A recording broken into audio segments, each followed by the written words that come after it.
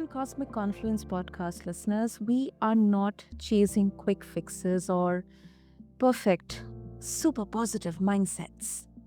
We are listening for the subtle currents beneath our thoughts. Now, if I can use an analogy here, if consciousness is a river, most of us only skim the surface, the conscious mind that plans and performs. But under the surface, the subconscious holds patterns, vows, and old maps. And beyond both, the superconscious, call it intuition, sometimes deja vu, higher intelligence, or inner guidance, it keeps trying to send signals upstream. Our guest, listeners, Barbara Palmer, certified health and executive life coach, brain based practitioner, and also author of Healthy, Happy, Whole, has spent decades helping leaders rewire what no longer serves them and install beliefs that do. So, today on this episode, with your host, Sana, we'll be exploring how to align all these three layers of mind, the conscious, the subconscious, and the superconscious, so action feels less like forcing and more like a flow, not magic, but through method, not bypassing, brave, conscious noticing. So take a breath and let's wait in. So, Barbara, welcome to the show. And as always, it's every time an honor to have you here with us. Well, thank you. It's a pleasure to be here. Looking forward to our conversation. Absolutely, absolutely. Well, Barbara, our brains are, we as a human beings, I think there is so much yet to explore. As I've many a times I've heard, listened, people kind of, creating that connection that how we have our own cosmos within us. Yeah. And when we talk about brain, we mostly talk about conscious and then subconscious as well. But then there is the third layer in there, the superconscious. And sometimes we cannot explain the, reasons or the the logic behind the decisions or thoughts or actions that we do. So when you say the superconscious communicates with conscious and subconscious, what does that look like in practice? And how do you differentiate it from wishful thinking? Well, it's easy to recognize the difference between superconscious, conscious, and the subconscious. In that, I think I'll start by just describing just briefly our conscious mind. Where when we're actively thinking of something, we're using that part, but that part is only about, between 5 and an eighth of all of the consciousness that we have available. The subconscious uh, is going 24/7. So whether we're aware or not, the subconscious is at work. So the subconscious, think of this subconscious as that part of ourselves that is on automatic. Mhm. And so that we don't have to consciously, focus on things that would otherwise make living very complicated, very challenging. It's like all of our bodily systems are run by the subconscious. So as well as memories, all of our memories, different stages of our lives, and from the time we were conceived, we have different compartments as far as memories. It's believed that we have three compartments of memories. One compartment, for uh, from conception until birth. Another compartment that is like right before birth up until maybe around the age of 7. And then there's a third compartment that is like from our birth until now, and it just continues to be a part of our active experience. But the reality is that all of the memories are impacting us, uh, and those are in the subconscious. Superconscious is an aspect of ourselves that knows all of what I just told you, as far as, the conscious as well as what's going on in the subconscious, and it sees the connections, between our thinking, our feelings, our behavior, and what is activated in our body as well as our, energetic systems, which could be within the body, outside of the body, but around it, um, as well as if there is something that we want to change, we can consciously think of it and make a decision, but the ability to make the changes that need to happen on the subconscious level, really, we need something to help us bridge between the conscious and the subconscious because otherwise there's all this activity that's going on that we don't see, but the superconscious does. So think of it as a part of ourselves that is there to help us to bridge the gap when we consciously want to make changes. Mm-hmm. Otherwise, we encounter resistance. A lot of times when we wanna do something new because it's our brains are wired for survival, not thriving. Yeah, So, superconscious is there to help us to thrive and not just survive. that's a surprise. Hmm. I think that could be. I think this is actually the simplest way to kind of differentiate between all the three different layers, especially subconscious and superconscious. And I think this is some kind of, the superconscious, especially, it's kind of gathering data from the body's nervous system. And when we talk about reprogramming here, and because you, Barbara, you use neuroscience based tools, like we have heard of map and then transformational imagery. How do we engage the subconscious without overwhelming it, especially for high achievers, or sometimes we talk about A-type personalities who Mhm. default to sprint mode. Yeah. Um, I guess the best thing I could say on that is regardless of what our personality type is or what our strengths might be, um, you know, there are areas where if we're honest with ourselves, where we know it's challenging for us. No, it's where maybe we have a habit or a way of showing up that we ourselves want to change. we we know how we come across. We know, it's like and we may want to change that, but we have difficulty making those changes. That's when you know that on a subconscious level there is something reinforcing that pattern and just trying to make a change, even using things like affirmations and meditation and some other things where uh, you can tell that we're like a rubber band. It's where a person can feel like they make some progress and they stretch towards this new version of themselves, and then it snaps back.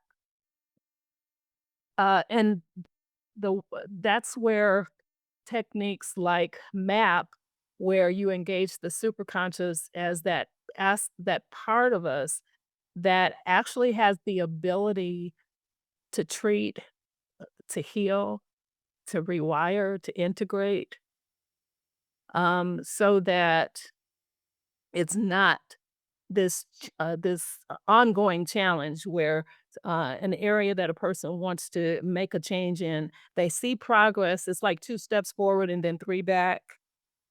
You know, um, it helps to have that superconscious involvement so that we're actually making progress and we continue to make progress and without the uh, reverting back to a pattern. Because with the superconscious involved, the old pattern is uh, is revised, it's updated.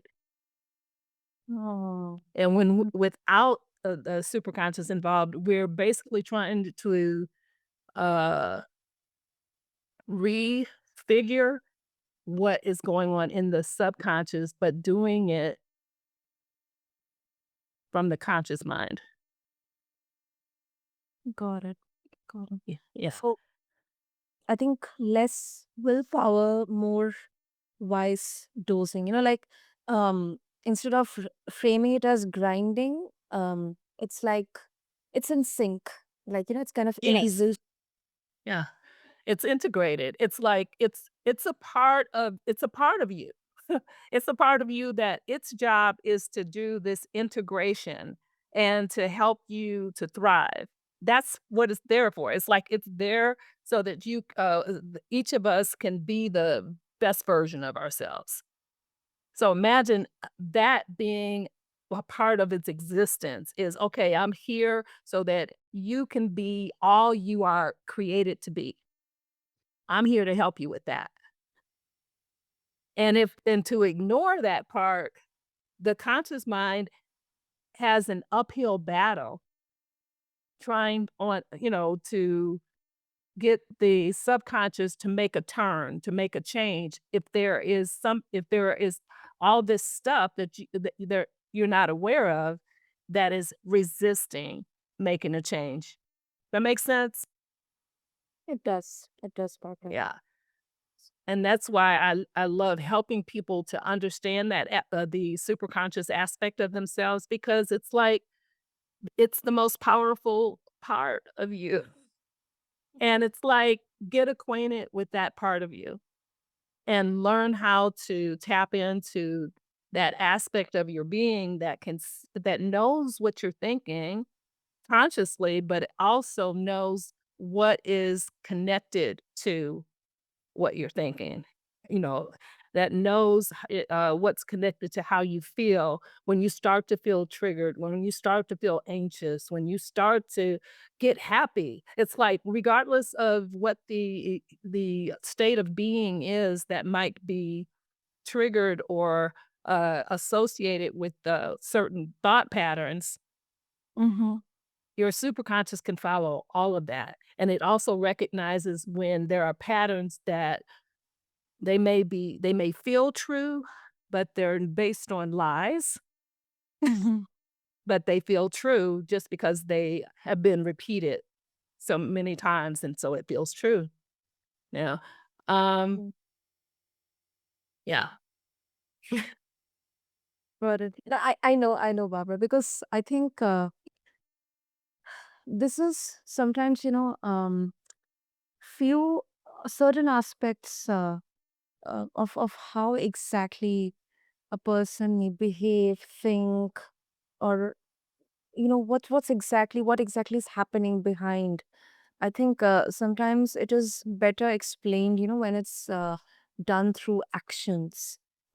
So definitely, I think if you know we at least understand or acknowledge that yes, um, consciously it is not our fault. Maybe this is some kind of rewiring is required. First of all, we have to acknowledge that it is possible. It is not that it has been kind of ingrained within us. So I think that itself like opens the door for so many new possibilities. It Um, really does. mhm, yeah. It and actually, to me, it's exciting. However, um, the reality is that for many people, it sounds like something that is. It's almost like something to another thing to be afraid of, you know, but Mm. that's the way our brain is. It's designed to help us survive. It's like, so you've got this brain that is doing its job. However, there's another aspect of our being that has a higher intelligence, and it's Mm. there to guide us, to help us, to let go of things that, it served its purpose maybe in your childhood, but it's not helping you, as an adult. Like, there may be, just belief systems and patterns that you have that are actually, coming from the little girl or little boy version of you, Hmm. you know? And now you have this additional understanding about things, and you want to be able to do new things and tap into your creativity and your innovation. You can't be very creative or innovative when you're afraid to do something different, when you're afraid to do something that maybe no one else has done before. You have a unique thought. You imagine doing things in a unique way. Uh, the fear-based response, the fight or flight, is real, but it's a part of that old system of operating, and there is a an update, an upgrade that's available, by way of the superconscious. Yeah. Yeah. And also let's talk about healing also, Barbara. How do you prevent consciousness work, from becoming like a bypass, like using higher perspective to avoid any grief, trauma work, or accountability? Like, Because yeah, that's a great question, but the reality is, uh, our we are so say fearfully and wonderfully made.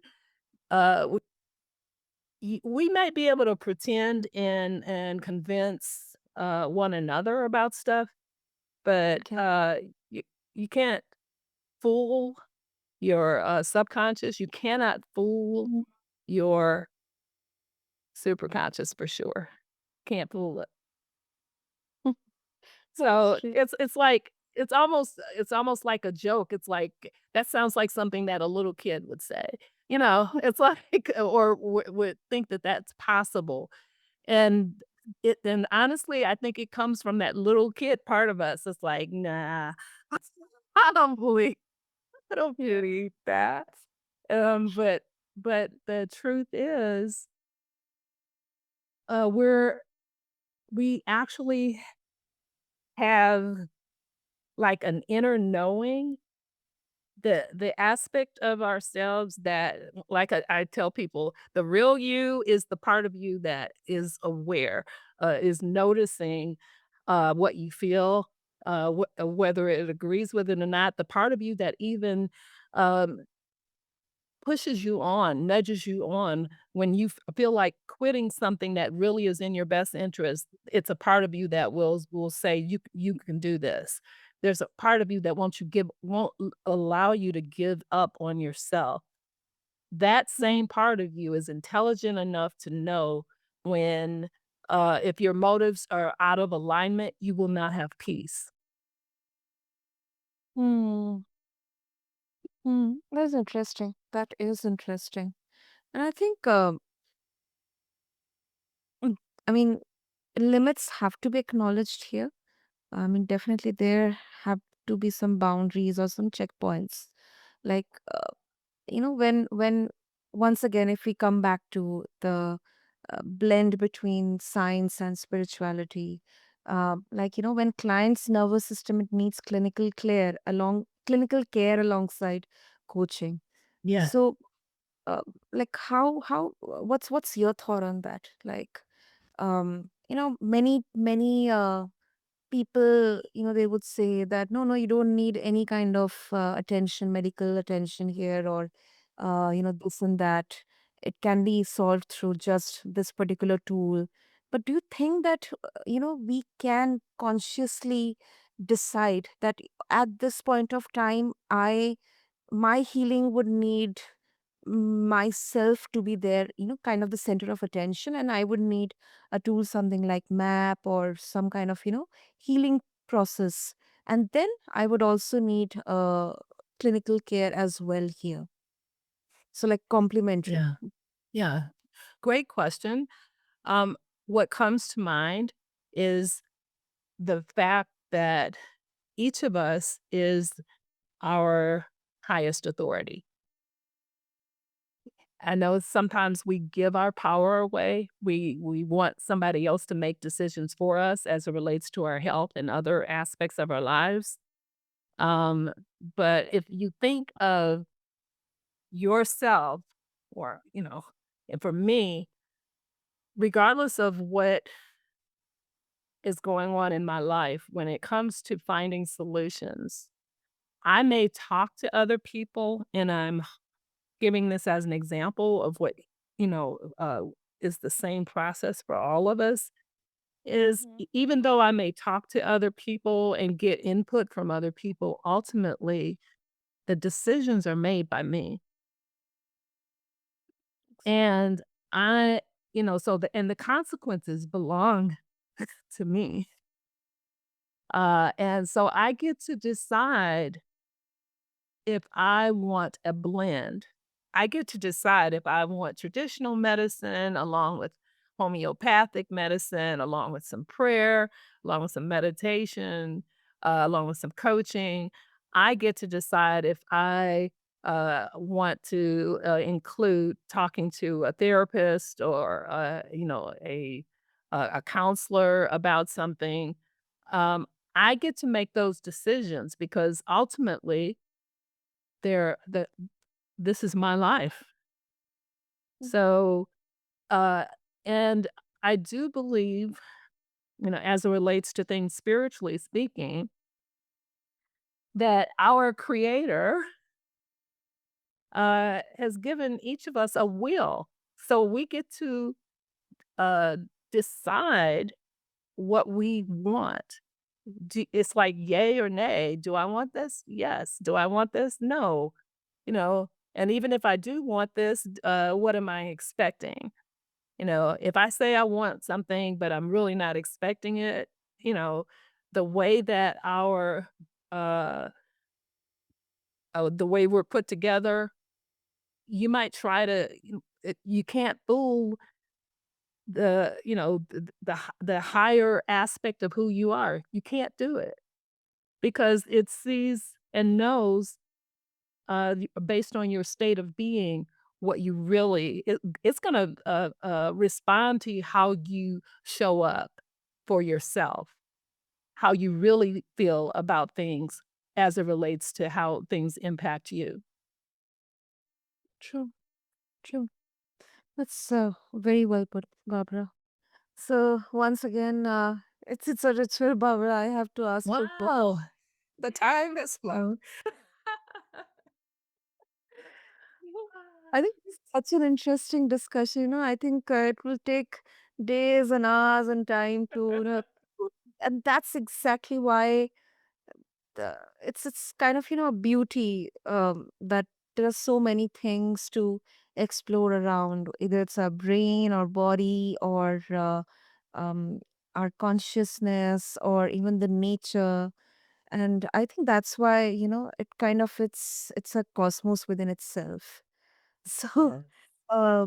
Barbara, if listeners they would like to explore more about how you use map and other tools and transformational imagery and how you help people to actually explore themselves super consciously, what would be the easiest way?